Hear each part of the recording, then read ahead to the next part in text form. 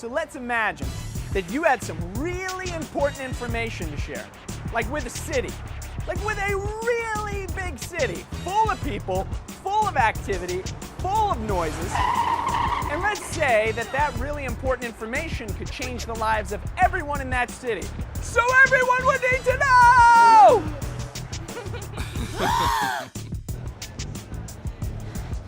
Okay, so I just yelled, and it was pretty cool, and it was also kind of embarrassing. Okay, here's the question. How are you gonna get your message out? Bringing important messages to lots of people. That's our topic today because that's the story from the book of Nahum. I'm Joel Everest, and this is Explore the Bible on location.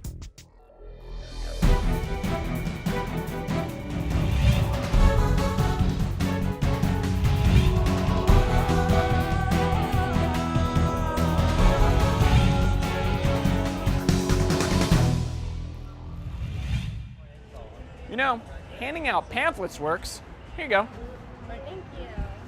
But reaching the whole city? That could take a long time.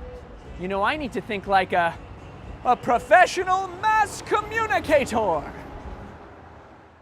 Mass communication. A fast and effective way of imparting information on a large scale to a wide range of people. For instance, I could get a phone book. And I could call everyone, one by one. That would be faster, right? Of course, not everyone's gonna pick up because they don't know me. Ouch, and my ear's hurting just thinking about it. Hey, how about a billboard? I see these things all over the city. But I'm not sure my special message is gonna fit. You know, people walk by so fast, they might miss an important part, so. I know, best idea yet. I'll make a TV show. People are gonna watch me because I got message, I got personality, I got talent, and I got $4.86 in my bank account. So I'm gonna need a cheaper idea and better grammar. All right, so getting an important message out to everybody is not so easy. Actually, it's a pretty big challenge. Well, that's exactly the kind of challenge that a prophet named Nahum faced a long time ago when God had a message for a big city called Nineveh. Oh, you've never heard of it? Well, if you were a kid who grew up in Bible times, you would have known. Excuse me, sir. Hi, excuse me. Hey, could you get in a time machine with me? Just do the stuff. I'm gonna put my belt on. Okay, hold on. Chick, chick. Boop, boop, boop, boop, boop, bah.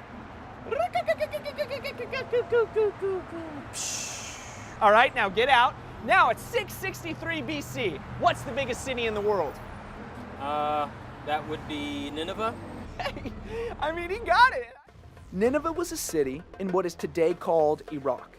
In its day, Nineveh was the capital city of the most powerful empire on earth, the Assyrian Empire.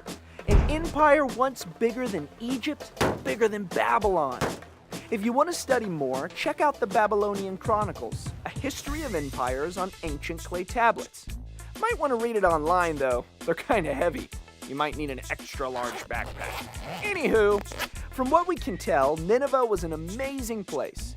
Big walls and a giant palace filled with beautiful art and gardens and a place of riches and temples and businesses. Sounds like a great place, right? Well, Nineveh was all of those things, but it was also a place that had massive evil. You could say at one time that every citizen of Nineveh was an enemy to God. The Assyrian leaders, the Assyrian people, the Assyrian army. I mean, even the guys who were gardeners in the palace. Everyone had chosen to rebel against God.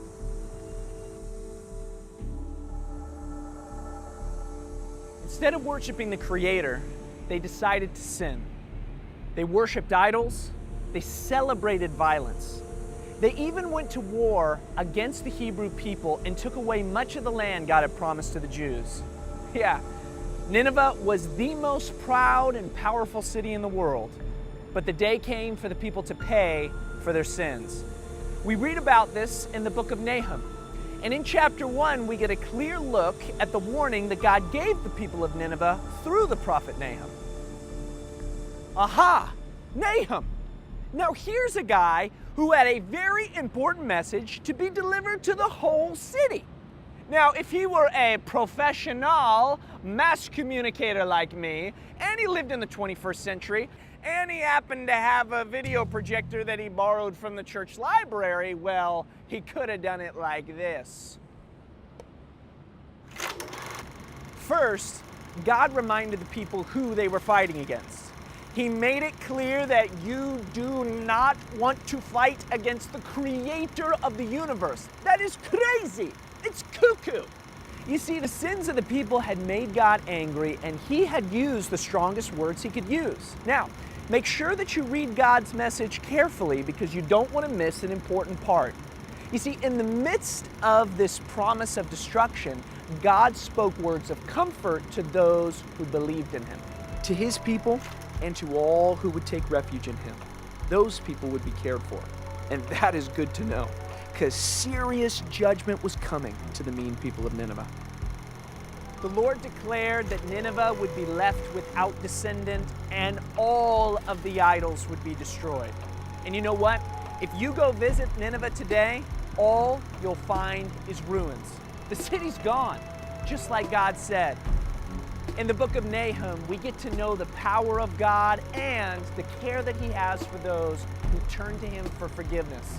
It's a powerful story that reminds us to be grateful for Jesus. You see, like Nineveh, you and I have sinned against God, but Jesus took our punishment and brought us forgiveness. And God always cares for us when we look to him for help. He is our refuge in time of trouble.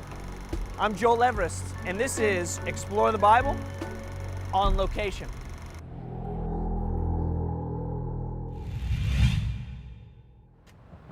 Hey, sir. Hey, could you go get me a cup of coffee? It's just right around the street. I'm jonesing for a latte.